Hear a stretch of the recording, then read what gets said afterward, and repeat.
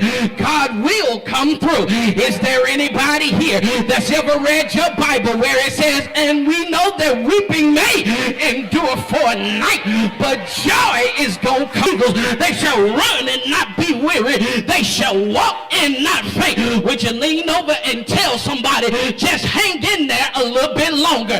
You're experiencing a bad time right now, but it don't mean you ain't in a good season. God is getting ready.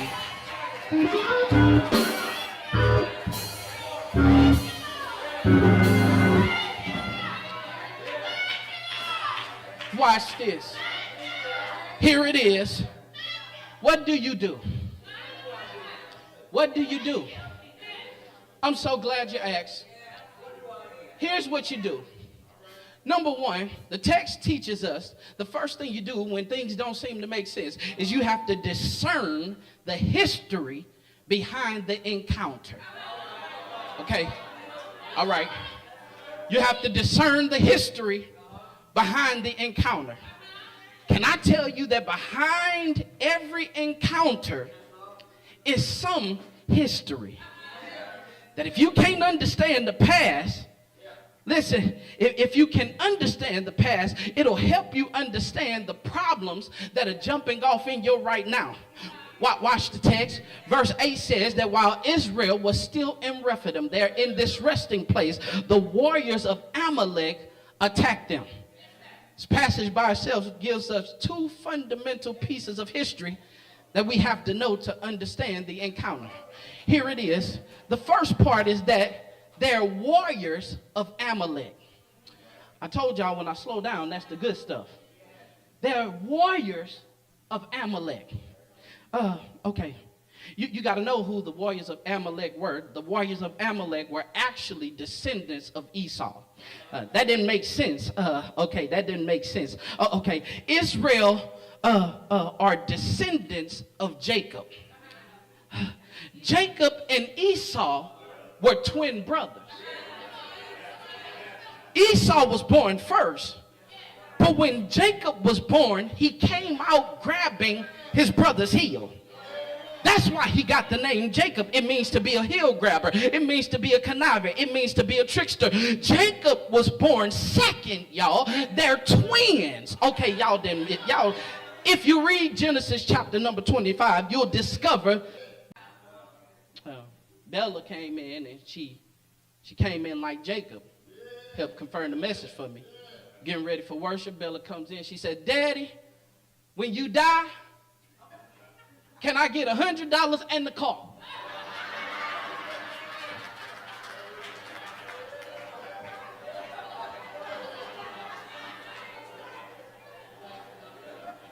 Chloe, Corey Jr., Brooke, beware.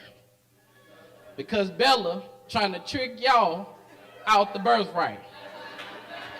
Jacob tricks his brother Esau for his birthright, watch this, over a bowl of soup in Genesis chapter 27 with the help of his mother, Rebekah, to steal the blessing from his father. Isaac lays his hands on Jacob instead of laying them on Esau. Boy, you preaching real good. This history then caused a division and strife between the descendants of each of the sons. Now Israel is attacked not because of what they did themselves, but because of some history. Come here. Can I tell you some of the attacks you're under ain't got nothing to do with you. It's got everything to do with history. You trying to figure out why some folk in the family look at you funny? It ain't got nothing to do with you. It's history.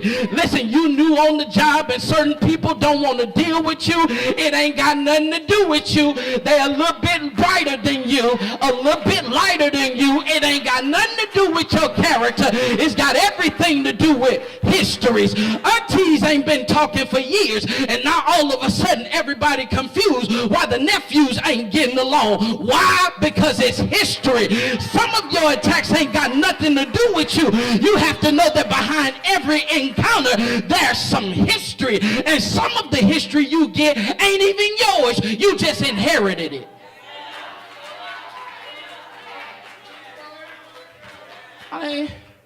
Why they don't like me? They ain't like your mama. They ain't like your grandmama. They was jealous of your great-grandmama. Ain't never met her. They just seen pictures of it. It's history.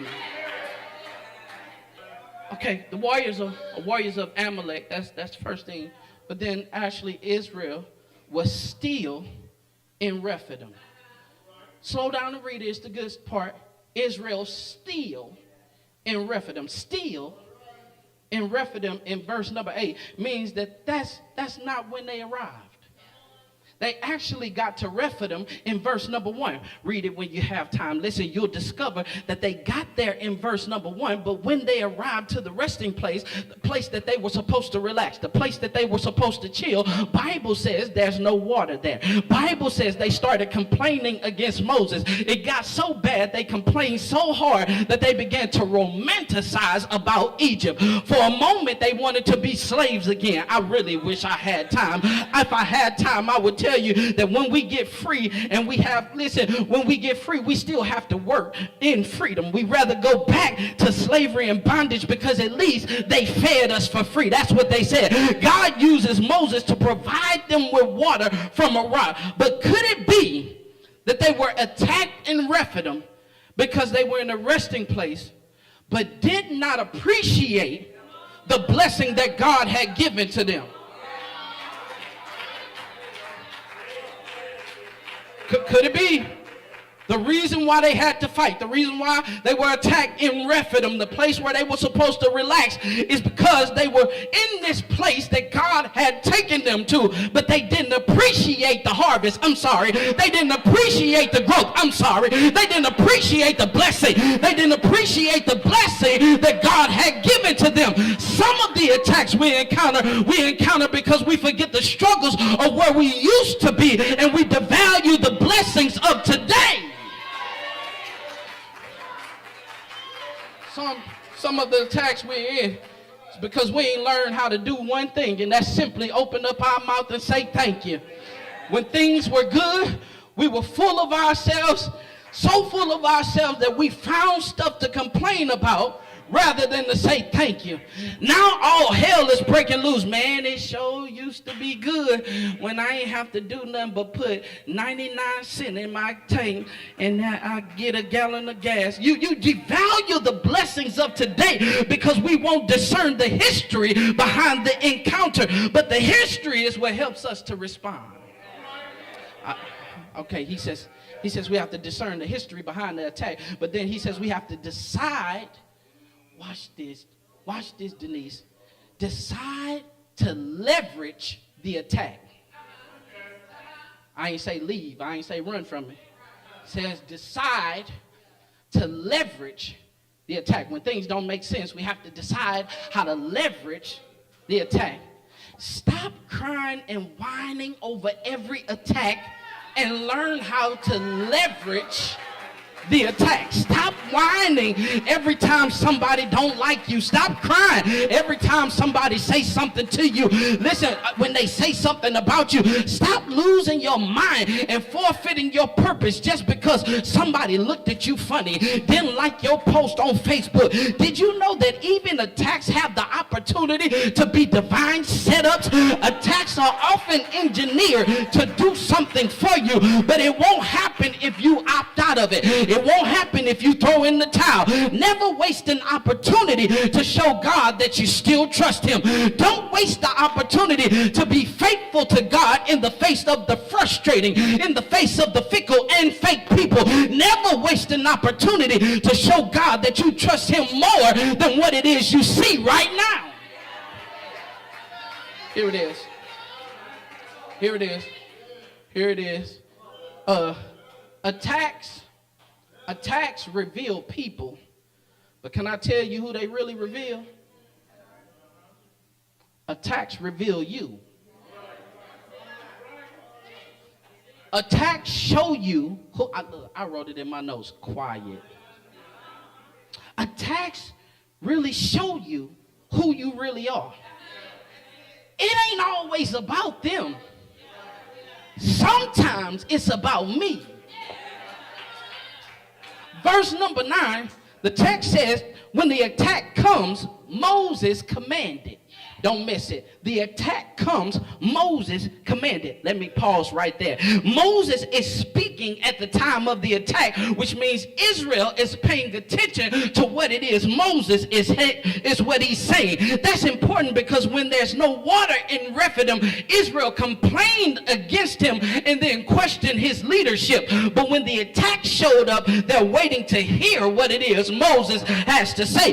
People who come after you, y'all, in tough times, when things get worse and they don't have no answers, all of a sudden you'll come to discover those are the same people that need you. The same folks who talked about you, complained about what you weren't doing right, had all this expert advice and they never constructed nothing, will be the same people who need you later. Y'all ain't talking back to me up in here. This is why you cannot shrink in the attack, because it's often an introduction for what you're anointed to do. The attack, it reveals and shows you who you're really called to be. Don't despise attacks because they provide the opportunity to show you that you got what it takes.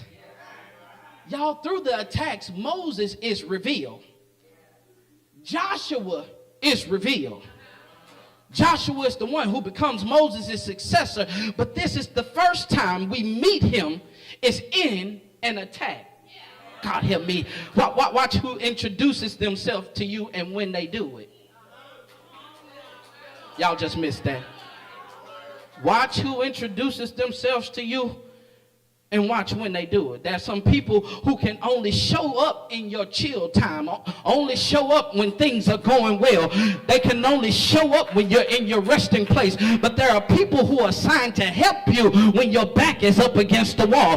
Pay attention who shows up in the middle of your attacks. Pay attention to who shows up when you down to rock bottom. Watch who shows up in the middle of what it is you're going through. Joshua shows you that you can leverage the attack of today because it's preparing you for responsibilities tomorrow.